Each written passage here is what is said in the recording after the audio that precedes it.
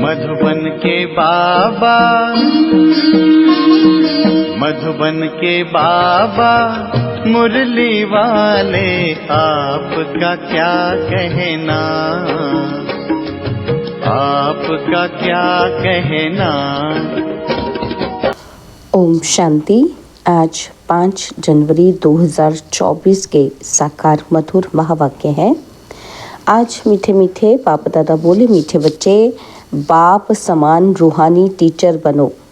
जो बाप से पढ़ा है वह दूसरों को भी पढ़ाओ। धारणा है तो किसी को भी समझा कर दिखाओ। बाबा ने कहा, मीठे बच्चे बाप समान रूहानी टीचर बनो। जो बाप से पढ़ा है वह दूसरों को भी पढ़ाओ। धारणा है तो किसी को भी समझा कर दिखाओ। बाबा ने आज प्रश्न पूछा कि किस बात में बाबा को अटल निश्चय है, बच्चों को भी उसमें अटल बनना है। और उत्तर में बाबा समझाते, बाबा को ड्रामा पर अटल निश्चय है। बाबा कहेंगे, जो पास्ट हुआ ड्रामा, कल्प पहले जो किया था वही करेंगे। ड्रामा तुम्हें ऊपर नीचे नहीं करने देगा। परंतु अभी तक बच्चों की अवस्था ऐसी बनी नहीं है, इसलिए मुख से निकलता है, ऐसे होता तो ऐसे करते, पता होता तो ये नहीं करते। बाबा कहते, बीती को चिताओ नहीं, आगे के लिए पुरुषार्थ करो कि ऐसी कोई भूल फिर से ना हो। ओम शांति। रूहानी बाप रूहानी बच्चों को बैठ समझाते हैं। बाप खुद कहते हैं कि मैं जब आता हूँ तो किसी को पता ही नहीं पड़ता, क्योंकि मैं हूँ गुप्त। गर्भ में भी जब आत्मा प्रवेश करती है तो प्रवेश होने का मालूम थोड़ी पड़ता है। तिथि तारीख निकल न सके, जब गर्भ से बाहर निकलती है तब वह तिथि तारीख निकलती है। तो बाबा की प्रवेशता की तिथि तारीख का भी पता नहीं लगता। कब प्रवेश किया, कब रथ में पधारे, कुछ पता नहीं पड़ता। कोई को देखते थे तो वह नशे में चले जाते थे। समझा कुछ प्रवेशता है या कुछ ताकत आई। ताकत कहाँ से आई? मैंने खास कोई जप तप तो नहीं किया। इसको कहा जाता है गुप्त। तिथि तारीख कुछ नहीं। सूक्ष्म वतन की स्थापना कब होती है ये कुछ नहीं कह सकते। मुख्य बात है मन मना भव। बाप कहते हैं, हे आत्माएं, तुम मुझ अपने बाप को बुलाती हो कि आकर पतितों को पावन बनाओ, पावन दुनिया बनाओ। बाप समझाते हैं, ड्रामा प्लान अनुसार जब मुझे आना होता है तो चेंज ज़रूर होती है। सतयुग से लेकर जो कुछ पास्ट हुआ सो फिर रिपीट करेंगे।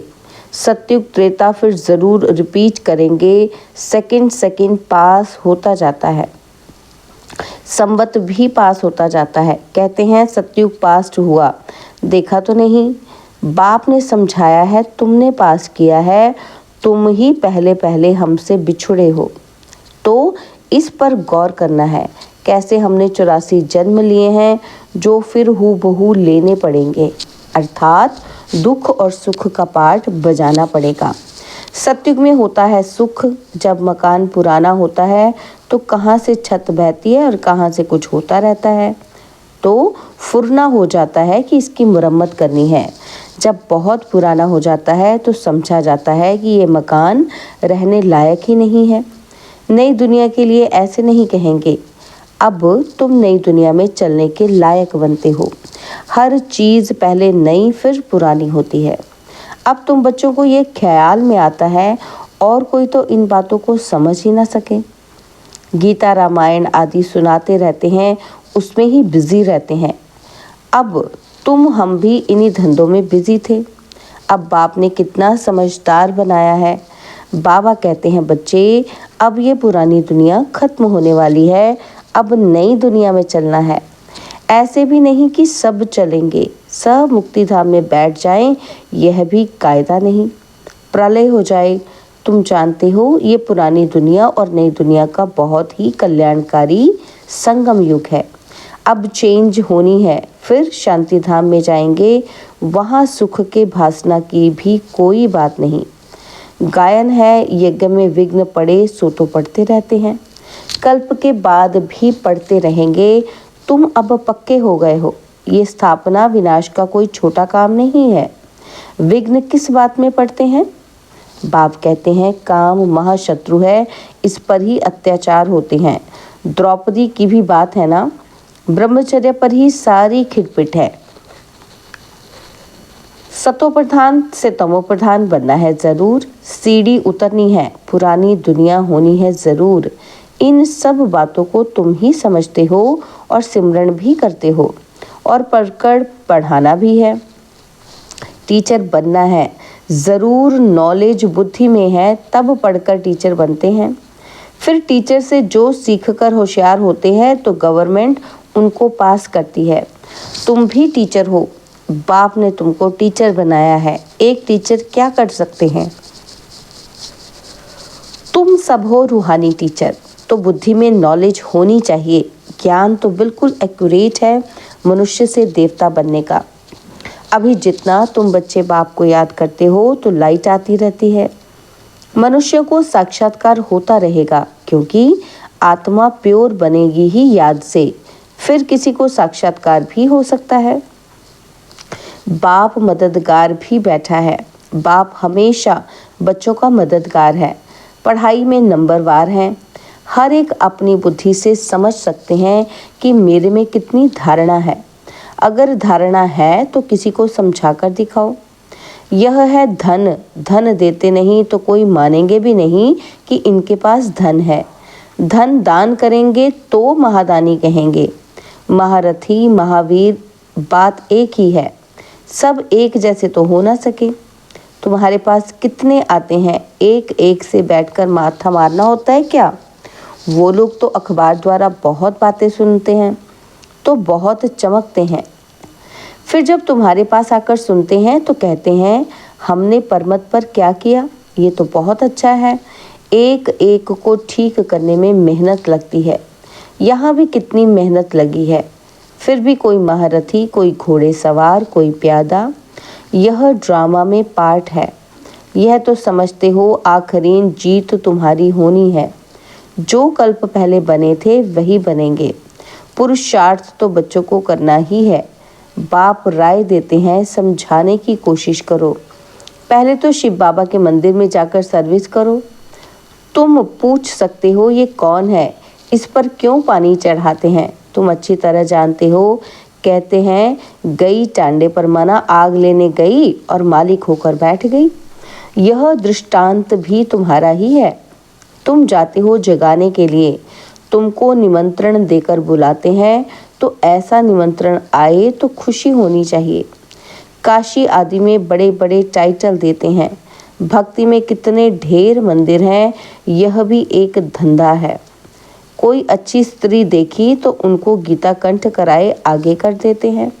फिर जो कमाई होती है वो मिल जाती है कुछ भी नहीं। रिद्धि सिद्धि बहुत सीखते हैं। ऐसे स्थानों पर जाना चाहिए। तुम बच्चों को कभी शास्त्रार्थ नहीं करना चाहिए। तुमको तो जाकर बाप का परिचय देना है। मुक्ति जीवन मुक्ति दाता एक है, उनकी महिमा करनी है। वह कहते हैं अपने को आत्मा समझ मुझे याद करो। बाकी मन मना भव का अर्थ यह नहीं है कि गंगा में जाकर स्नान करो। मामेकम का अर्थ है मुझे एक को याद करो। मैं प्रतिज्ञा करता हूँ, मैं तुमको सब पापों से मुक्त करूँगा। जब से रावण आया है तब से पाप शुरू हुए हैं, तो ऊंच पद पाने का बहुत पुरुषार्थ करना है। पोजीशन के लिए मनुष्य रात दिन कितना माथा मारते हैं।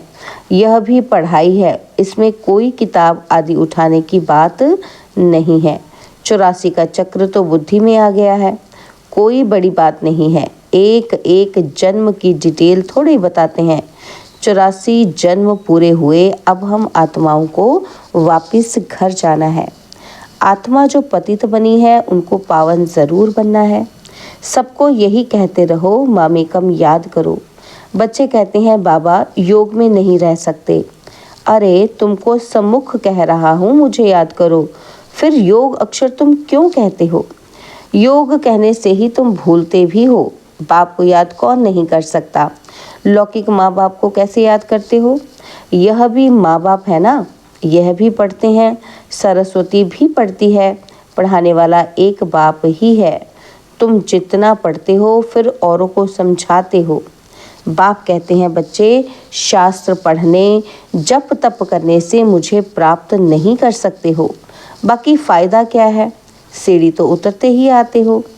तुम्हारा कोई दुश्मन नहीं, फिर भी तुमको समझाना है ज़रूर कि पाप और पुण्य कैसे जमा होता है। रावण राज्य के बाद ही तुमने पाप करना शुरू किया है। ऐसे भी बच्चे हैं जिनको नई दुनिया पुरानी दुनिया क्या है ये भी समझाने नहीं आता।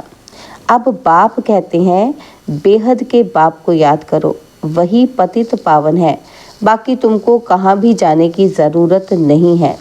भक्ति मार्ग में सदैव पैर घर से बाहर निकलता था। पति स्त्री को कहते हैं कि श्री कृष्ण का चित्र घर में भी है, फिर बाहर क्यों जाती हो? क्या फ़र्क है? पति परमेश्वर है, इसको भी नहीं मानते। भक्ति मार्ग में बहुत दूर दूर ऊंचा मंदिर बनाते हैं जो मनुष्यों का भाव बैठे। तुम समझाते हो कि मंदिरों में कितना धक्के खाते हैं। यह एक रस्म पड़ी है। शिव काशी में तीर्थ करने जाते हैं परंतु प्राप्ति कुछ भी नहीं। अब तुमको तो बाप की श्रीमत मिलती है, तुमको कहाँ भी जाना नहीं है। पतियों का पति परमेश्वर वास्तव में वह एक ही है जिसको तुम्हारे पति काके मामे सब याद करते हैं। वह है पति परमेश्वर अथवा पिता परमेश्वर। वह तुमको कहते हैं, मामेकम याद करो तो तुम्हारे विकर्म विनाश होंगे। तुम्हारी ज्योत अब जग रही है तो तुम्हारे से मनुष्यों को लाइट देखने में आती है। तो बच्चों का भी नाम बाला होना चाहिए। बाप बच्चों का नाम तो बाला करते हैं ना। सुदेश बच्ची समझाने में बड़ी तीखी है। पुरुषार्थ बहुत अच्छा किया है तो पुरानों से भी आगे गई है। इसमें भी जास्ती पुरुषार्थ कर आगे चली जाएगी। सारा मदार पुरुषार्थ पर है। हार्ट फेल नहीं होना चाहिए।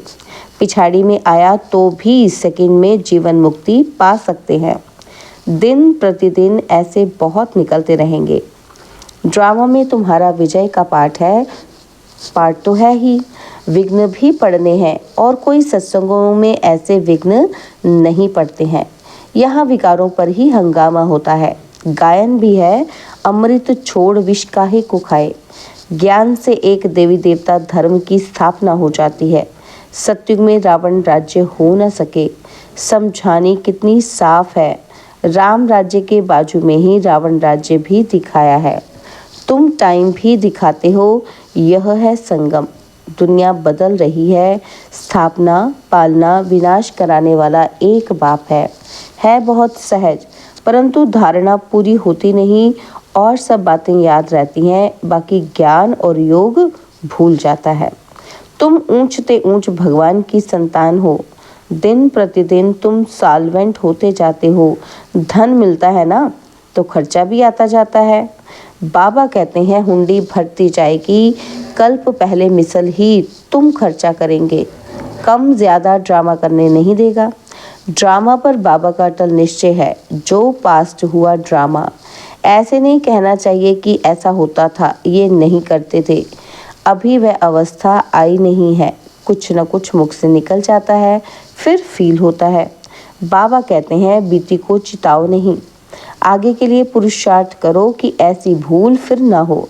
इसलिए बाबा कहते हैं, चार्ट लिखो, इसमें बहुत कल्याण है। बाबा ने एक को देखा, सारी जीवन कहानी लिख रहे थे। समझते हैं बच्चे सीखेंगे। यहाँ फिर श्रीमत पर चलने में ही कल्याण है। यहाँ झूठ भी चल न सके। नारद का मिसाल। चार्ट से फ़ायदा बहुत है। बाबा फरमान करते हैं तो बच्चों को फरमान पर चलना चाहिए। अच्छा, मीठे मीठे सिकिलदे बच्चों प्रति माता पिता बाप दादा का याद प्यार और गुड मॉर्निंग। रूहानी बाप की रूहानी बच्चों को नमस्ते। हम रूहानी बच्चों की रूहानी बाप दादाजी को दिलवा जान सिकवा प्रेम से नमस्ते। ओम शांति। प्यारे बाबा, मीठे बाबा, मेरे बाबा, शुक्रिया बाबा, शुक्रिया बाबा, शुक्रिया। धारणा के लिए मुख्य सार है। पहला पॉइंट है,